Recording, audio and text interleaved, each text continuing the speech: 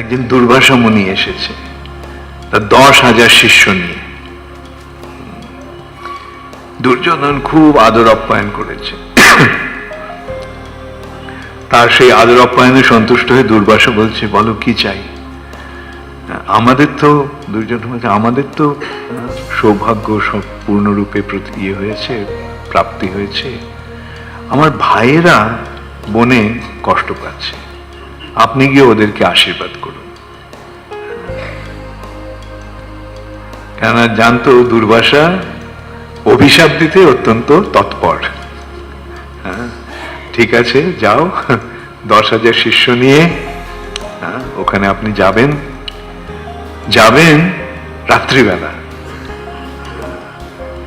রাত্রিবেলা, অর্থাৎ যখন সব খাওয়া হয়ে গেছে, ওই দ্রৌপদীর সূর্যের দেওয়া পাত্রে আর কোনো খাবার থাকবে না, দ্রৌপদীও খেয়ে নেবে, তখন আপনি যাবেন।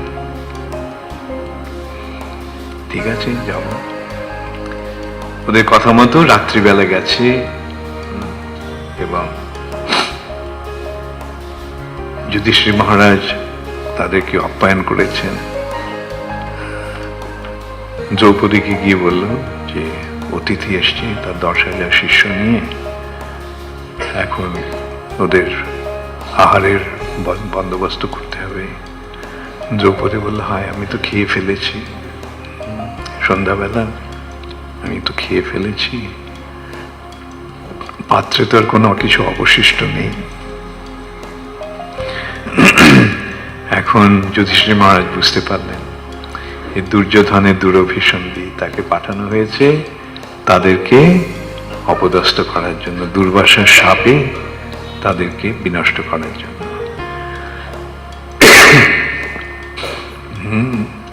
ভক্তরা বিপদ পড়লে কি করে? বিপদ ভঞ্জন কৃষ্ণের স্মরণ। কৃষ্ণ তখন রুক্মিণীর সঙ্গে ছিলেন দ্বারকায়। কৃষ্ণ বলল, আমাকে এখন যেতে হবে। কেন, কোথায় যাবে তুমি এখন? যুধিষ্ঠির মহারাজ আমাকে ডাকছে। ও আচ্ছা, ঠিক আছে, যাও। কৃষ্ণ এলেন, সব কথাকে বলা হলো। এদিকে দুর্বাসা গেছে স্নান করতে তার 10,000 শিষ্য নিয়ে। আর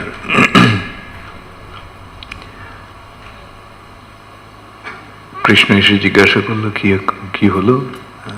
সবকিছু বলল। তখন দ্রৌপদীকে কৃষ্ণ জিজ্ঞাসা করছে, পাত্রে কোনো কিছু আহার আছে? সব শেষ হয়ে গেছে। দেখো না, কিছু যদি থাকে। তো একটা কণা অন্ন পেল। কৃষ্ণ সেটা মুখে দিয়ে ঢেকুর তুললেন। আর তখন দুর্বাসাও তার 10,000 শিষ্য নিয়ে ঢেকুর তুলতে থাকে। দুর্বাসা ভাবলো যে আরে, এখন তো এরা নিশ্চয়ই এত সুন্দর খাওয়ার আয়োজন করেছে আমাদের জন্য, আর আমরা যদি ওখানে যাই আর যদি খেতে না পারি, তাহলে হয়তো যুধিষ্ঠির মহারাজ আমাকে অভিশাপ দেবে। চলো এখান থেকে পালাই।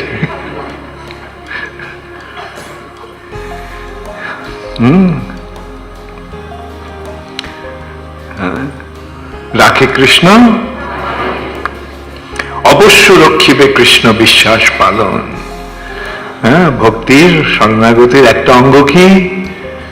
এই কৃষ্ণ যে আমাকে সবসময় রক্ষা করবে, সেই সুদৃঢ় বিশ্বাস। ভজ ভজ ভাই চৈতন্য নিতাই, সুদৃঢ় বিশ্বাসও করি। সুদৃঢ় বিশ্বাস কিসে? আমি যা শরণ নিয়েছি তিনি অবশ্যই আমাকে রক্ষা করবেন। অবশ্য রক্ষিবে কৃষ্ণ বিশ্বাস পালন। সেটা বারবার আমরা দেখতে পাচ্ছি। তাহলে দুঃখে পড়লে কি করবে? বিপদে পড়লে কি করবে? হ্যাঁ, কি করবে? তাই তো, ঠিক তো, মনে থাকবে কি? হ্যাঁ, কজন হ্যাঁ বললে?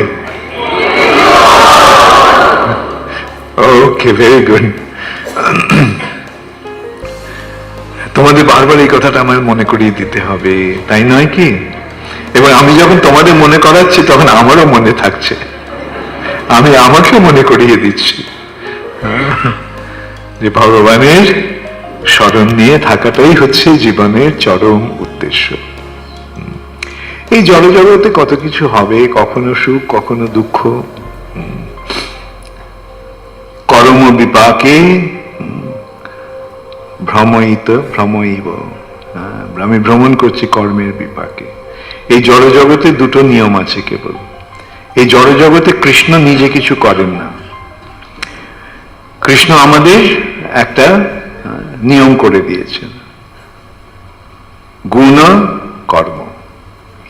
প্রকৃতির তিনটি গুণ আছে, আর আমাদের এখানে কর্ম করার স্বাধীনতা কৃষ্ণ দিয়ে দিয়েছে। নিজের ইচ্ছা মতো কর্ম করো, তুমি যা করবে করো, এবং গুণ অনুসারে তার ফল হবে। সত্যগুণে কর্ম করলে সুখ হবে, রজগুণে কর্ম করলে কষ্ট হবে, আর তমগুণে কর্ম করলে বুদ্ধি নাশ হবে,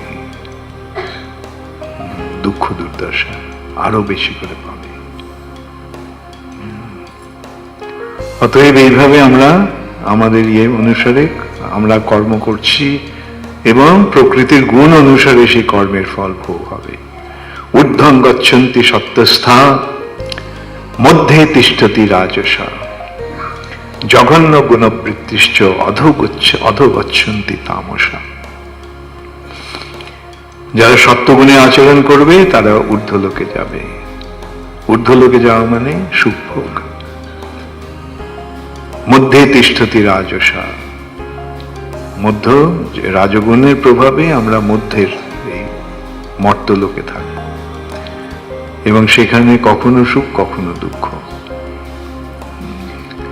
আর জঘন্য গুণবৃত্তির তমগুণের দ্বারা প্রভাবিত কর্ম অধোগচ্ছন্তি, আমরা নিম্নগামী হব, পশু জীবন লাভ করব,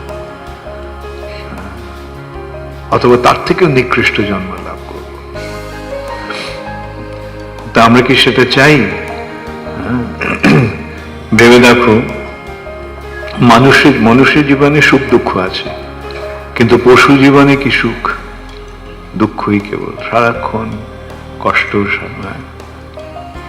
তো এই পশু জীবনে লাভ হতে পারে, এইটাই নিয়ম। এই নিয়মটাই কৃষ্ণ করে দিয়েছে, যে যথা মান প্রপদ্যন্তে প্রকৃতি ক্রিয়মানানি গুণই কর্মাণি সর্বসহ। সবকিছু যেটা হচ্ছে গুণ আর কর্মের প্রভাবে হচ্ছে। সত্যগুণের প্রভাবে পুণ্য অর্জন হচ্ছে, পুণ্যের প্রভাবে জন্ম ঐশ্বর্য শ্রুতশ্রীভি, উচ্চকুলে জন্ম, ঐশ্বর্য লাভ, বিদ্যা বুদ্ধি অর্জন এবং সৌন্দর্য লাভ, এটি পুণ্যের ফল। কিন্তু ভক্ত পুণ্যও চায় না, পাপও চায় না। ভক্ত কি চায়? ভক্ত চায় ভগবানের সেবা। ভক্তের কোনো উপরে নিচে যাওয়ার কোনো প্রশ্ন নেই। যেখানেই যাই সেখানেই ভগবানের বাণী প্রচার করব, ভগবানের সেবা করব। নরকেও যদি যেতে হয় যাব, কি আছে? নরকেও যদি যেতে হয় যাব, এবং সেখানে গিয়ে ভগবানের সেবা করব, সেখানে মানুষদের ভগবানের কথা শোনাবো। যেমন পৃথিবী, ধরো আমেরিকার রাষ্ট্রদূতকে পাঠানো হলো, পাঠাচ্ছে আমেরিকা সরকার একটা অত্যন্ত গরিব দেশ, আফ্রিকার ধরো একটা অত্যন্ত গরিব দেশ, সোমালিয়া, কঙ্গো, এরকম দেশে পাঠানো হচ্ছে। কিন্তু তারা কি সেখানে গিয়ে সেখানকার অধিবাসীদের মতো বাস করছে? না, আমেরিকার দূতাবাসে থাকছে। আমেরিকার দূতাবাসে তার সমস্ত আমেরিকার ঐশ্বর্য সেখানে রয়েছে। তোমরা যদি আমেরিকার দূতাবাসে যাও, কলকাতায় অথবা দিল্লিতে, দেখবে ওখানকার জল পর্যন্ত আমেরিকা থেকে আসে। আর ওখানে অতএব ভেবে দেখো, এই সাধারণ একটা দেশের প্রতিনিধির জন্য যদি এরকম এত সুন্দর ব্যবস্থা থাকে, ভগবানের প্রতিনিধিত্ব করে কোথাও গেলে কিরকম অবস্থা হবে। যেমন আমেরিকার দূতাবাসের লোকেরা সোমালিয়ার মতো দেশে গিয়েও সোমালিয়ার মতো মানুষদের মতো থাকে না, তারা আমেরিকানদের মতোই থাকে। তেমনি ভগবানের সেবক, সে যদি নরকেও যায়, সে নরকের মতো থাকবে না, তাকে নরকের মতো কষ্ট ভোগ করতে হবে না, নরকের বাসিন্দার মতো। তারা সেখানে ওই ভগবানের প্রতিনিধি হয়ে থাকবে। তারা যেখানে থাকবে সেই জন্যই বলা হচ্ছে, ভক্ত যেখানে থাকে সেখানেই বৈকুণ্ঠ, ভক্ত যেখানে থাকে সেখানেই বৃন্দাবন। ভগবান সেই ব্যবস্থা করে দেন। তোমরা যে ভগবত ভক্তির পথ নিয়েছো, ভগবত ভক্তির পথ অবলম্বন করেছো, কেমন লাগছে? ঠিক তো না? এখন এখানে আছো বলে এগুলো বলছো আমার মনোরঞ্জনের জন্য। বাড়ি গিয়ে মনে থাকবে? সবসময় মনে থাকবে? ওকে, ভেরি গুড। যেখানেই থাকো ভগবানের সেবা নিয়ে থাকো, তাহলে কি হবে? যেখানেই থাকবে সেখানেই বৈকুণ্ঠ, সেখানেই বৃন্দাবন।